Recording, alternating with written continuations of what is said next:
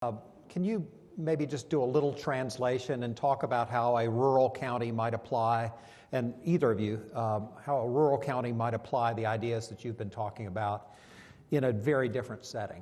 Yeah. So in some ways, actually, rural communities have advantages that urban communities. One, scale. Two, so for example, when I look at a place like Richmond County, in Charlotte-Mecklenburg, you have schools that are highly segregated because of residential patterns, zoning patterns, things like that. In a place like Richmond County, where you have one high school, almost by definition, you don't have the segregation at the macro level. Certainly in the classroom, in honors classes, things like that, you might see that, but you don't have some of the systemic things that and the structural things that we have to work really hard at breaking down in places like Charlotte. When I look at the report, again, what I always talk about, the story of Charlotte is unique to Charlotte in terms of how we got to where we are. The recommendations apply almost universally to the communities. Things like early childhood literacy, literacy rates, things like that, college and career readiness, all of these things are equally doable in rural communities. And again, one of the things I think that I would really lift up and highly encourage communities across our state to take a look at is the issues of adolescent mental health, because I think that is incredibly impactful on our kids these days. Social media, but also just this feeling of social isolation, of disconnection from others, and from, in some cases, being driven to be successful by outside forces that maybe... That's one of the reasons why I've been thinking about changing our outcome from this idea of making more than your parents to what is it that you want to do with your life that is valuable to our communities and that is also relevant to, so that you have buy-in on this. You know that you're important to our communities. And I think that applies to urban areas as much as it does to rural. The only other issue I'd raise is then we need to figure out ways to make sure that communities are structured in a way so that when that child goes off and experiences college or something, they want to return to that community, especially once they start thinking about their family. Because that's when they start thinking about building a family, that's when the pull to a small town really starts to dig in, and they want to return to Rockingham, or they want to return to wherever it is in the state.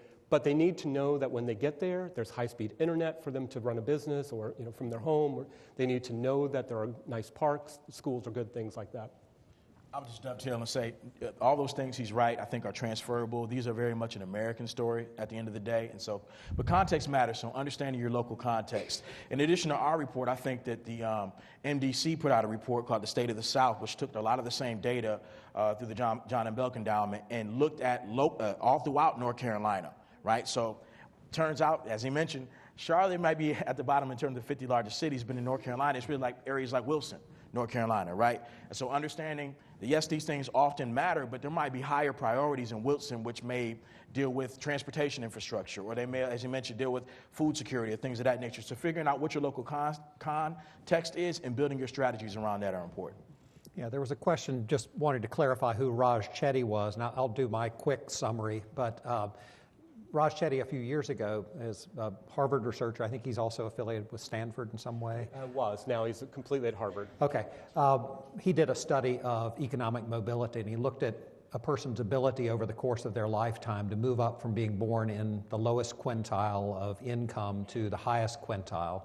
And he found that different parts of the country had different mobility rates. And as Brian mentioned earlier, different countries had different mobility rates than the U.S. But as you both just alluded to, there are certain parts of North Carolina that have lower mobility rates than Charlotte. So in Halifax County, I think there's a 3.2% chance over the course of your lifetime, if you're born in the lowest quintile, that you would move up to the highest quintile. So that's who Raj Chetty is. He's been really helpful in informing the work of Leading So I would just add, so one of the things that people, they sort of chip away at his research. First of all, I was shocked yesterday when he didn't win the Nobel Prize for economics, but I think one day he will, because he has unprecedented access to census data and to IRS data. So he can literally measure where people are when they were, most of it was around the early 80s, where they are in relationship to their parents at certain ages. You can also tell when people move, what happens when they move. Do they get better outcomes from moving to a place of higher opportunity? But the other thing that people chip away at it because they say, oh, he's just talking about the lowest quintile to the top quintile. What about just moving up 2 rungs? We broke apart that research thanks to our friends at UNCC Urban Institute and found that it doesn't matter. Charlotte's still pretty bad at it. And by the way, we're also really bad at once you get into middle income, staying, because the next generation tends to fall because those jobs that people relied upon to stay in middle income don't actually exist at the quantity at which they did in the 70s and 80s. All right, a couple of people questioning the assumptions of the work on leading on opportunity, and I'll try to combine maybe 2 or 3 different questions that there are. The first one says, aren't we just perfecting an imperial/colonizing system instead of questioning the basic assumptions that underlie that? The other asks how we might be able to transform Southern culture from one. You've been mentioning social capital, but how might we transform employer culture so that they hire people based on what they know, not based on who they know? So I'll take the first one. So listen, I think those critiques are fair, and for somebody who maybe doesn't come from a Keynesian model or critique of capitalism, I think that that's fine, right? I think that in many ways that they're correct. As the system exists currently, right? If we're as it stands right now, we're not going to be destroying our current economic system anytime soon, right? We have to find a way for people to be able to make a living wage today, be able to provide for their families. If you want to call some of these recommendations sort of neoliberal critiques, I think that that's fair. But I ultimately think that we're on a continuum, and that beginning the conversations and starting to shift the culture of structures and institutions to become more equitable in the interim is about as good a place to start as anywhere, short of subverting the entire system, which I'd like to hear sort of what the plan is there. But in the interim, there are folks who still need access to child care, still need jobs that pay a living wage, still need to have affordable housing. And for us, this is the most sort of logical and realistic first step in achieving a society that looks and comports more with our value systems. But I do want to honor that I think that that critique is valid. And I would just add, I think that so I've been in a bunch of cities over the last couple of years talking about the work or listening to what they're doing. I do think there's something interesting going on in Charlotte with regard to people talking about issues that they might not have been talking about a few years ago, around issues of white privilege, around structural racism. Many of our public officials are going through Race Matters Juvenile Justice, the Race Matters programs. They're going houses of faith. By the way, that's one of the places where a lot of the issues that we have in this community around race and racism, actually the church has perpetuated some of that. So they're actually having conversations about their own role in how our community became the way it is and the way it could. We had some houses of faith say that they're going to take the report and use it in seminary. So these are things I think, I don't want to dismiss that because it is, as James said, valid. I think that people are making progress here, talking about it. I'm fumbling around with what does a strategy look like where you try to get a community to think about love, kindness, respect for one another, and that you demonstrate that through the way that you vote for taxes, the way that you allow policies to be changed, the way that you make investments as a company. So I'll give you a good example. The major companies have formed what's called the Charlotte Executive Leadership Council. And they're really pretty earnestly looking at their hiring practices, looking at their pay practices, looking at internships. I don't know where it's going to go, but it leads me, the conversations they're having are authentic. So I have some hope that we'll have major changes here. But the community needs to hold one another accountable. Right, and that's another question that someone sent in, basically saying this started off simple. It was leading on opportunity. And now there's Charlotte Works, there's the CELC that you referred to, the Charlotte Business Alliance. Now there's this wacko Reconnect group coming in. Aren't there, is it possible that there are too many different voices? Should there be a single voice here, or is it better that there are now more groups that want to join this effort? Does the effort get unfocused, or does that bring more voices to the table? So some of those organizations you mentioned just rebranded, right? So that's not their new organizations. I also think that there are over 5,000 nonprofits in Charlotte-Mecklenburg. So again, the idea that there may be too many organizations, I think is also valid. I also don't think there's a whole lot of room between saying is there too many and should there just be one, right? Perhaps we should streamline, find more and better ways to collaborate and work in concert with one another. But I also think that this notion of a singular organization or a cavalry that's going to come in and save everybody is just not. That's not realistic. It's going to take a lot of folks from different organizations, from different walks of life, with different orientations about the work, joining hands, being able to work in collaboration with each other, sharing resources, frankly, sharing power, decision-making power to get this done. So long as that is still a possibility, I think that's probably the best way to chart a course forward rather than shrinking it down and kind of centralizing one organization to make all the decisions. I think Leading on Opportunity is about convening, connecting those organizations, and allowing them to approach the work in a coordinated fashion.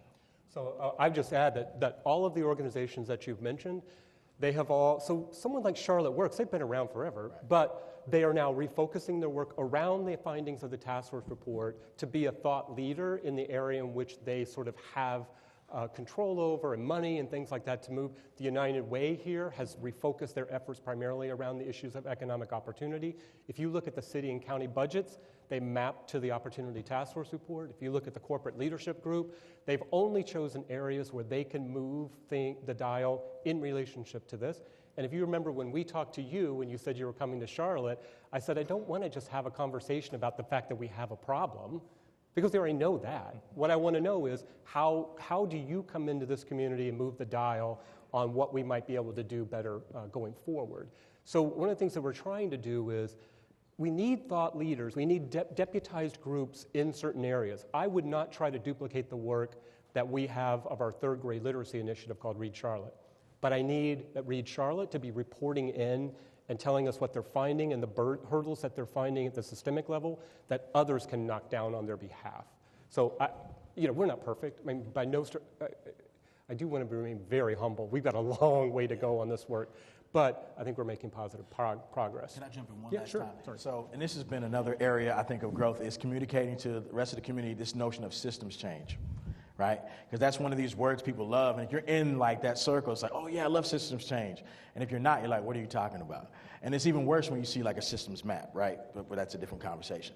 But the idea of systems change is that the system are the conditions that hold the present reality in place.